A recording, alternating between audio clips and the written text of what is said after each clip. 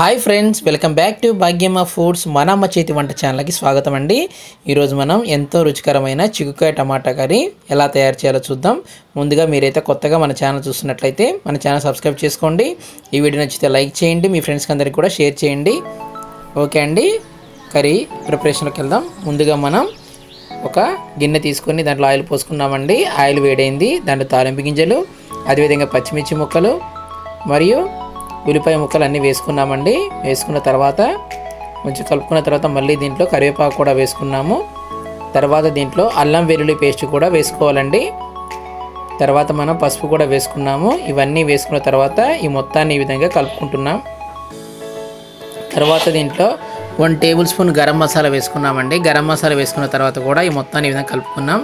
Okay అండి, చిక్కుడుకాయలు మంచిగా తీసుకొని వాటిని కట్ చేసి చక్కగా కడుక్కొని వీటిని ఇప్పుడు గిన్నెలో వేసుకుంటున్నామండి. చూసారు కదా, చిక్కుడుకాయలు చూస్తేనే చాలా బాగున్నాయి కదండి.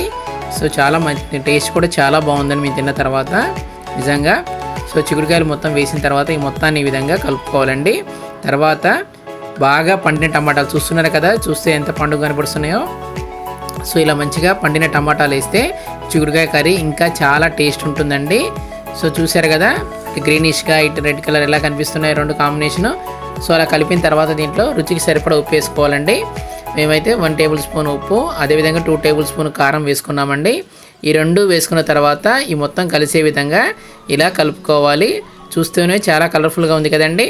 తర్వాత దీంట్లో మస్ట్ అండ్ షుడ్గా యూజ్ చేసే కొత్తిమీర కూడా వేసుకున్నాము. కొత్తిమీరతోనే కర్రీ అనేది ఇంకా టేస్ట్ కానీ ఫ్లేవర్ కానీ చాలా బాగుంటుంది. చూసారు కదా, ఒక 3-4 మినిట్స్ తర్వాత ఇప్పుడు కుక్కర్ మూత పెట్టి ఉడికించుకుందామండి. ఓకే అండి, చక్కగా ఉడికిపోయింది.